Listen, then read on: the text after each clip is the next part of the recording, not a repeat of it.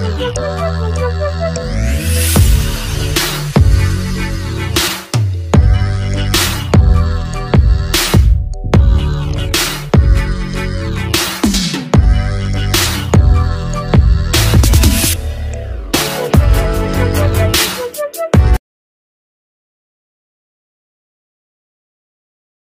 Morning students, मैं कंचन Mishra national inter college की online classes में आप सबका पुनः स्वागत करती हूँ। देखिए, व्याकरण पढ़ाई जा रही थी और व्याकरण में ही आपका अगला टॉपिक आता है संधि का। ठीक है, आज मैं आपको संधि पढ़ाऊंगी। हालांकि ये हिंदी व्याकरण में नहीं है, ये संस्कृत व्याकरण में है ना। संधि क्या है? हिंदी व्याकरण में नहीं है, संस्कृत व्याकरण में है। लेकिन चूंकि हिंदी में थोड़ा सा अनिवार्य संस्कृत का भाग आता है तो थोड़ी सी व्याकरण उसमें भी आ जाती है। तो जो हिंदी में शामिल है संस्कृत व्याकरण, उसके अंतर्गत मैं आपको संधि पढ़ाऊंगी। संधि का मतलब समझेंगे, संधि क्या कहते हैं? ज्वाइंट। ज्वाइंट मतलब जोड़ना, है ना। संधि क्या है? जोड़ती है। जैसे आपने पढ़ा मित्रता संधि, इस प्रकार से, है ना। और अगर आप साइंस में जाएंगे तो उसमें संधियां हड्डियों को जोड़ने वाली बात होती है, वहां भी संधियां होती हैं।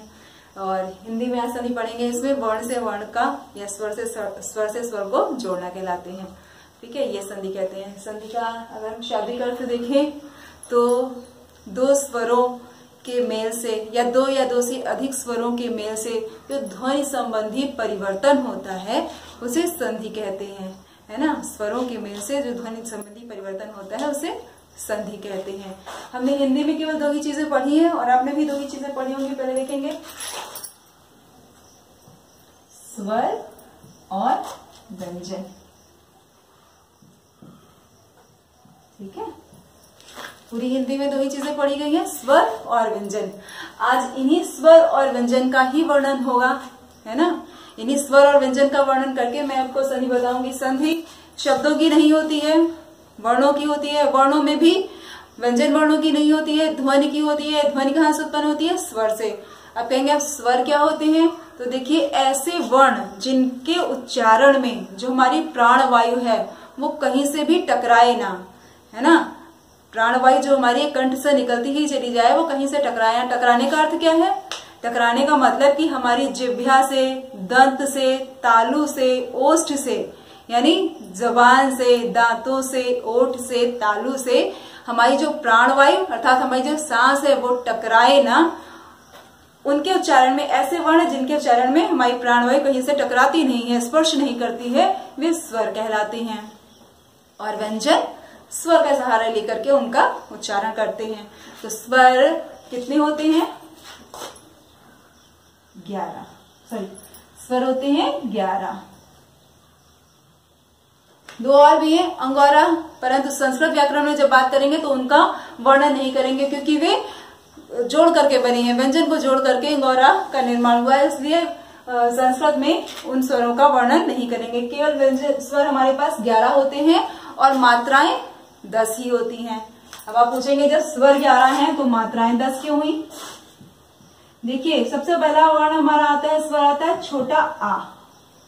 मैं आपको संधि शुरू करने से पहले ये इसलिए समझा रही हूँ क्योंकि अभी इन्हीं की आवश्यकता पड़ेगी, तब समझाना पड़ेगा। तो पहले ही आपको समझा दूं, उसके बाद से संधि समझाऊंगी तो आप आगे से आगे आप जान जाएंगे। ठीक है, ये जो छोटा आ है वर्णमाला का सबसे पहला वर्ण है और इसकी कोई मात्रा नहीं होती है। छोटी आ का प्रयोग तो पूरी वर्णमाला में होता है, स्वर में करेंगे। ठीक है, और जब व्यंजन का उच्चारण करेंगे तो देखेंगे का अंत में आता है, खा अंत में आता है, सब कहीं आ लगा हुआ है, परंतु इसकी मात्रा नहीं होती है, इसकी मात्रा का प्रयोग नहीं होता है। इसलिए स्वर तो 11 होते हैं और मात्राएं 10 ही होती हैं। एक आ वर्ण की मात्रा न होने के कारण मात्राओं की संख्या 10 होती है। तो आपको समझ में आ गया होगा स्वर और व्यंजन और स्वरों की संख्या और मात्राओं की संख्या, क्योंकि भी मात्राएं ही लगानी है, मात्राओं से ही देखना है ना। अब आते हैं संधि। संधि फिर से एक बार परिभाषा सुनिएगा। दो या दो से अधिक वर्णों के मिलने पर जो ध्वनि संबंधी परिवर्तन होता है उसको संधि कहते हैं। ठीक है, संधि 3 प्रकार की होती है। ठीक है, पहला स्वर संधि, दूसरा व्यंजन संधि,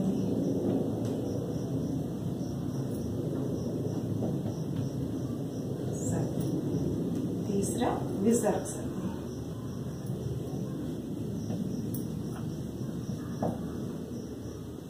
विसर्ग संधि। ये 3 प्रकार की संधियां होती हैं, स्वर संधि, व्यंजन संधि और विसर्ग संधि। आपके पाठ्यक्रम में ये पहली वाली है स्वर संधि, ठीक है।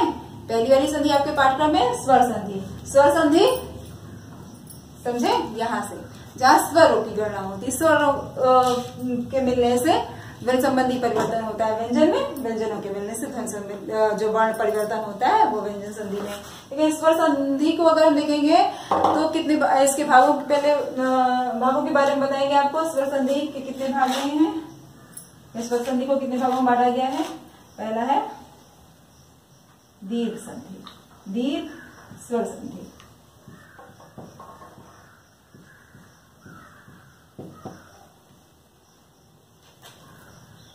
गुण संधि,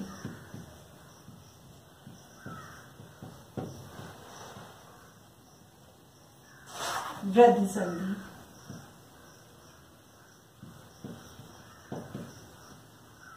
यण संधि,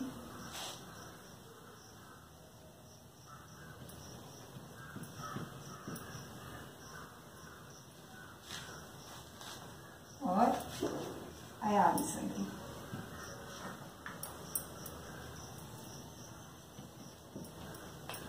देखिए हिंदी में तो ये 5 ही होते हैं, दीर्घ संधि, गुण संधि, वृद्धि संधि, यण संधि और अयामी संधि। और जब संस्कृत में स्वर संधि पढ़ेंगे तो 7 हो जाती है, इनमें 2 और बढ़ जाते हैं, पूर्व रूप संधि और पर रूप संधि, ठीक है। चूंकि आप हिंदी के अंतर्गत संधि पढ़ रहे हैं तो आप प्रकारों में ये देखेंगे तो 5 आपके पाठ्यक्रम में पूछा नहीं जाता है। पाठ्यक्रम में बता दूं कि क्या क्या आपके पाठ्यक्रम में कौन कौन सी संधि सम्मिलित की गई है। लेकिन कक्षा 9 में यदि है तो दीर्घ और गुण संधि है, और कक्षा 10 के जो विद्यार्थी हैं उनके लिए वृद्धि और यण संधि है। हालांकि इस बार कोविड-19 की वजह से, महामारी की वजह से पाठ्यक्रम को कम किया गया है, 30% उसमें संधि एक कम कर दी गई है। लेकिन मैं फिर भी बता देती हूँ, आपके आगे के लिए काम आएगी। अभी आप फर्स्ट ईयर में आएंगे तो आपको सारी पढ़नी पड़ेगी, ठीक है। तो शुरुआत हम लोग दीर्घ स्वर संधि से करेंगे, देखेंगे दीर्घ स्वर संधि। और हाँ, और एक चीज और सुन लीजिएगा कि संधि की परिभाषा नहीं पूछी जाती है, संधि का सूत्र। पिछली बार ऐसा हुआ कि संधि का सूत्र पूछ लिया गया और उदाहरण लिखे होते हैं। उदाहरण में आपको कभी शब्द लिखा होता है विच्छेद करके संधि का नाम बताइए, कभी विच्छेद लिखा होता है और पूछते हैं संधि करके संधि का नाम स्पष्ट करें। तो पहले हम लोग सूत्र स्पष्ट कर लेंगे, देखेंगे दीर्घ स्वर संधि है ना। दीर्घ संधि का सूत्र होगा अकः सवर्णे दीर्घा, अकः सवर्णे दीर्घा, ये है सूत्र संस्कृत में। आप देखिए क्या कह रहा है सूत्र हमारा स्पष्ट। अभी आप जैसे ही आपको सूत्र स्पष्ट होगा आपको परिभाषा भी अपने आप स्पष्ट हो जाएगी। लिखा है अकः यानी अक प्रत्याहार, है ना। अक प्रत्याहार क्या है, प्रत्याहार में सारे स्वर आ जाते हैं। सारे स्वर कौन से हैं, आ ई उ ए ऐ ओ औ अंगा और का, इसके बाद ही तो का आता है। तो जब प्रत्याहार बनते हैं तो पहला वाला वर्ण यानी आ और अंतिम का ठीक है, इन दोनों को मिलाकर के ही प्रत्याहार का नाम बनता है। पहला वर्ण और अंतिम वर्ण दोनों को मिलाकर के प्रत्याहार का नाम बनता है। तो ये अक प्रत्याहार है। अक प्रत्याहार के जितने भी सवर्ण हैं, क्या कह रहा है, अकः सवर्णे, अक प्रत्याहार के जितने भी सवर्ण हैं वो दीर्घ हो जाते हैं। अब सवर्ण कौन कौन से हैं, तो सवर्ण को यदि हम परिभाषित करेंगे सामान्य शब्दों में आपके समझने के लिए, क्योंकि संधि सबको सबसे ज्यादा कठिन लगती है और कितना भी समझने का प्रयास कर ले वो समझ में नहीं आती है, वास्तविकता ये है।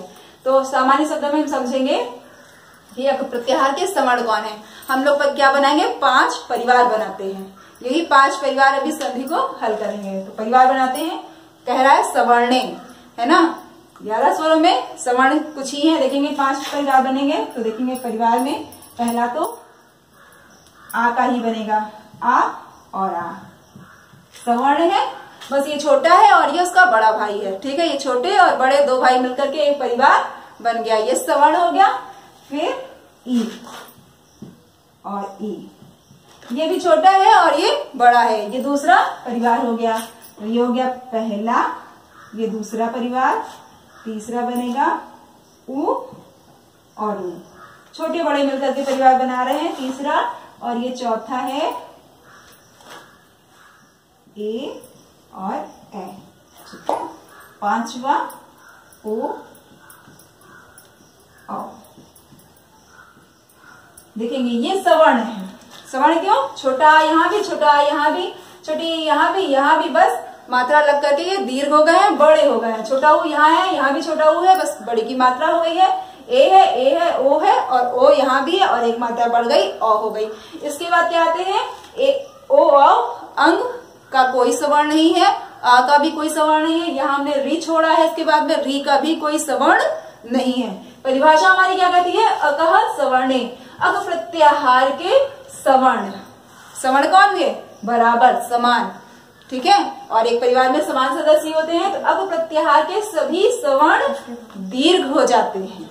क्या हो जाते हैं? दीर्घ। दीर्घ का मतलब बड़े हो जाते हैं, बड़े हो जाते हैं।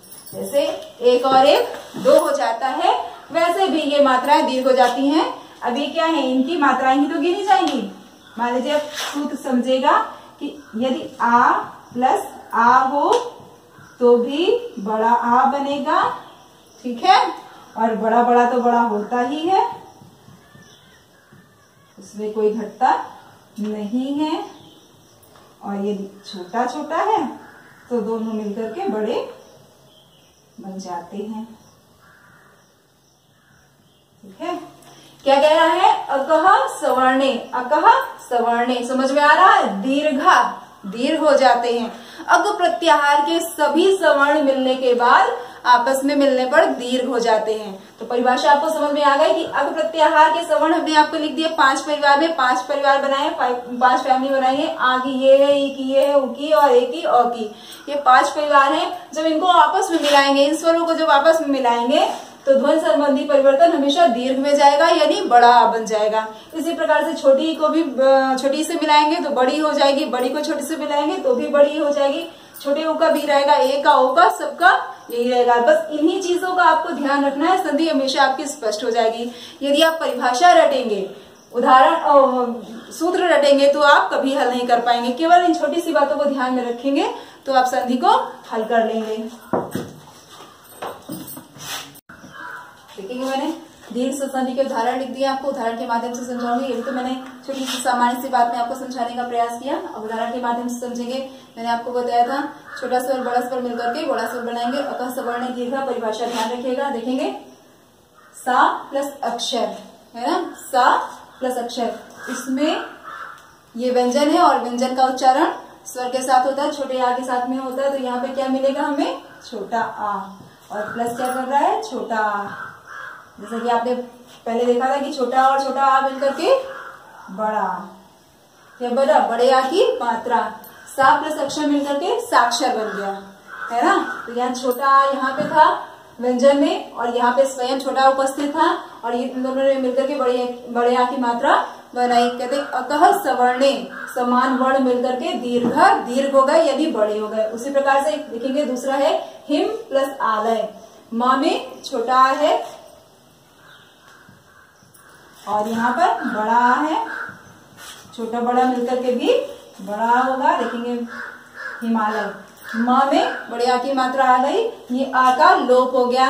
जब भी कोई स्वर उपस्थित होता है और संधि होती है स्वर की, स्वर में आपस में, तो स्वर की मात्रा रह जाती है, स्वर वहां से विलुप्त हो जाता है। उसी प्रकार से यहाँ बड़ा आ था, छोटी आ की कोई मात्रा नहीं, बड़े आ की मात्रा होती है। जैसे कि मैंने आपको बताया था कि 11 में 10 ही मात्राएं बचती हैं, ठीक उसी प्रकार से बड़े आ, यहाँ पे स्वयं बड़ा आ उपस्थित है, परंतु जब हम इसकी संधि करेंगे तो बड़ा आ गायब हो जाएगा और वो मात्रा स्वरूप में उपस्थित नजर आएगा। उसी प्रकार से विद्या प्लस आलय, एक बार छोटा था, यहाँ पे छोटा और बड़ा था और यहाँ पर बड़ा और बड़ा हो गया है। देखेंगे बड़ा आ प्लस बड़ा आ बराबर बड़ा आ हो गया आपका। देखेंगे ये बड़े आ की मात्रा हो गई। विद्या प्लस आलय विद्यालय। उसी प्रकार से महा प्लस आशय महाशय, यहाँ भी बड़ा और बड़ा आ बन गया। ठीक इसी प्रकार से 5 परिवार बताए थे, जिसमें पहला आ और आ का था, फिर ई और ई का आया। देखेंगे इसमें मुनि प्लस इंद्रा, ना में छोटे ई की मात्रा है, ठीक है, ना में छोटी ई की मात्रा और यहाँ स्वयं छोटी ई उपस्थित है, तो छोटी और छोटी बड़ी हो गई। क्या बना जाके मुनि इंद्रा। देखिए यहाँ पे छोटी ई प्लस छोटी ई, यहाँ बन भेजा करके बड़ी मुनि इंद्रा हो गया। ठीक है, फिर है वारी प्लस ईशः, यहाँ पर छोटी रा में छोटी की मात्रा है और यहाँ पे स्वयं बड़ी है, छोटी और बड़ी बराबर बड़ी वारीशः, ये है बड़ी की मात्रा। फिर नदी प्लस ईशा, यहाँ पे क्या है, बड़ी इधर भी है और बड़ी इधर है, देखेंगे बड़ी प्लस बड़ी बराबर बड़ी, ये हो गया आपका नदीशः। फिर छोटा ऊ, छोटे ऊ का परिवार था, इसमें देखेंगे भानु प्लस उदया। देखिए बहुत लोग भानु शब्द, मैंने उदाहरण इसलिए लिखा है, वो लोग लिखते हैं भानु, नाम पूछो बताएंगे भानु, बड़े ऊ की मात्रा। भानु कोई शब्द नहीं होता है, भानु शब्द होता है जो सूर्य का पर्यायवाची होता है। सही शब्द क्या है, भानु, परंतु जब कोई किसी का नाम रखता है तो लिखेंगे भानु, और भानु का कोई भी अर्थ नहीं होता है। यहाँ पर देखेंगे भानु छोटे ऊ की मात्रा है और यहाँ छोटा स्वयं बराबर हो गया बड़ा ऊ, तो बन गया जाकर के भानुदय। ठीक है, जब दो शब्दों की संधि हुई तो यहाँ बन गया भानुदय, यानी सूर्य का उदय। छोटा ऊ बड़ा ऊ। फिर थोड़ा सा देखेंगे छोटा ऊ सूक्ति, सु प्लस उक्ति यानी सुंदर वाक्य, अच्छी बातें, बन गया जाकर के बड़ा ऊ, मात्रा बन गई बड़े ऊ की। देखिए छोटा ऊ सु, छोटे ऊ की मात्रा है, यहाँ स्वयं छोटा ऊ है और यहाँ पर बड़े ऊ की मात्रा हो गई सूक्ति। तो इस प्रकार से आपकी दीर्घ स्वर संधि स्पष्ट हो गई और आपको ये समझ में भी आ गई होगी। परिभाषा याद करने की कोई आवश्यकता नहीं है, सूत्र आप ध्यान में रखिएगा, परीक्षा में सूत्र पूछा जाता है। और इसके अलावा जिस प्रकार से मैंने बताया है कि अकः सवर्णे दीर्घा, अक प्रत्याहार के सभी सवर्ण आपस में मिलने पर दीर्घ अर्थात बड़े हो जाते हैं। ये आपकी स्वर संधि की, स्वर दीर्घ संधि की परिभाषा है और यही उसकी पहचान है और यही उसका उदाहरण है। केवल आप स्वरों का ध्यान रखिएगा, यदि इधर आ है तो इधर भी आ होना चाहिए। अब यदि आपसे कह दिया है कि स्वर, तो स्वर में तो कई सारे हैं, इधर यदि छोटी ही हो जाएगा तो संधि तुरंत बदल जाएगी। यहाँ पर आ है तो इधर भी समान वर्ण यानी छोटा और बड़ा में से ही एक वर्ण होना चाहिए। यदि इधर छोटी ई है तो इधर भी छोटी ई ही होनी चाहिए, चाहे छोटी हो या बड़ी, उसी परिवार का दूसरा सदस्य होना चाहिए, तीसरा सदस्य नहीं होना चाहिए। यदि किसी अन्य परिवार का तीसरा सदस्य यहाँ उपस्थित हुआ तो संधि बदल जाएगी। ठीक उसी प्रकार ऊ से ऊ ही मिलेगा, ई नहीं मिलेगा, ई मिलने पर भी संधि बदल जाएगी। अब देखेंगे स्वर संधि के अंतर्गत दूसरी आती है गुण संधि। गुण स्वर संधि मैंने आपको दीर्घ स्वर संधि समझाई और इसके बाद में है गुण संधि। इसका सूत्र है आद गुणः। ठीक है, आद गुणः इसका सूत्र है। सूत्र अच्छे से याद कर लीजिएगा, परीक्षा में सूत्र ही पूछा जाता है। और देखेंगे परिभाषा की जगह आप सामान्य पहचान समझ लें कि इसमें क्या है। उसमें क्या थे, 5 फैमिली हमने बनाई थी, है ना, और सवर्ण की ही थी, उसमें छोटा और बड़ा मिलकर के हुआ था। इसमें आप देखेंगे कि छोटा और बड़ा आने के बाद यानी पहले शब्द में क्या होगा, छोटा होगा या बड़ा होगा। ये पहचान है कि पहले शब्द में छोटा या बड़ा होगा, इन्हीं दो में से स्वर होंगे। ठीक है, और उसके बाद जो प्लस करके दूसरा आता है, प्लस करके जो दूसरा शब्द आता है उसमें विजातीय स्वर होगा, यानी इनके समान नहीं होगा। पहले क्या था, सजातीय स्वर थे, सवर्ण थे, अब क्या होगा, विजातीय स्वर होगा। विजातीय स्वर में क्या होगा, इनके बाद कौन सा रहेगा, जैसे ई हो गया, है ना, ऊ हो गया, री हो गया, री हो गया। इस प्रकार से क्या है, विजातीय स्वर मिलेंगे। मैंने यहाँ लिख भी रखा है, लिखेंगे आ और आ प्लस विजातीय स्वर क्या बनाएंगे। यदि आ ई से मिलता है, ठीक है, आ प्लस ई होता है तो ए हो जाता है। ठीक है, अब इसमें दीर्घ भी हो जाएगा और लघु भी हो जाएगा, ए या ए जो भी हो जाता है शब्द के अकॉर्डिंग। ठीक है, ए या ए हो जाता है। और यदि आ या आ से ऊ मिलता है तो ओ हो जाता है, और यदि री मिलता है तो अर हो जाता है, री मिलता है तो अर हो जाता है, और रा आधा जिसको बोलते हैं हलन लग के। ठीक है, इस प्रकार से हो जाएंगे और समझेंगे। देखिए ये आपकी परिभाषा हो गई, ये मैंने आपको पहचान बता दी। यहाँ भी मैंने बता दिया आपको कि आ और आ के बाद यदि कोई विजातीय स्वर आता है तो संधि आपकी गुण होगी। उदाहरण के माध्यम से समझेंगे। देखेंगे पहला शब्द है नर प्लस ईश। क्या है शब्द, नर प्लस ईश। रा में क्या है, छोटा, रा में छोटा, और इधर विजातीय स्वर, जैसा कि मैंने आपको बताया था कि आ के बाद में यदि ई हो, ठीक है, ई में छोटी ई हो या बड़ी ई हो, क्योंकि वो समान ही वर्ण है। यहाँ पे क्या है आपके पास, बड़ी, नर प्लस ई, सॉरी नर प्लस ईशा यानी आ प्लस ई बराबर हो गया नरेश।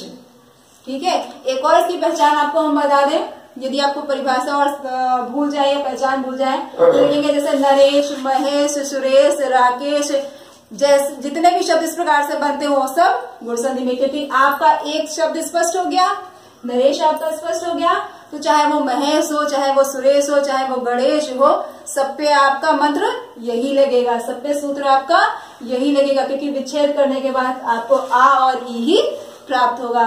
तो ये आपका गुण संधि में आएगा। फिर देखेंगे आ महा प्लस ईशा, यहाँ पे छोटा आ था और यहाँ पे क्या है, बड़ा है, बड़ा प्लस बड़ी, यहाँ पे दोनों दीर्घ हैं, तो बड़ा और बड़ा मिलकर के बड़े ही वर्ण का, बड़े ही स्वर का निर्माण होगा, तो होगा महेश।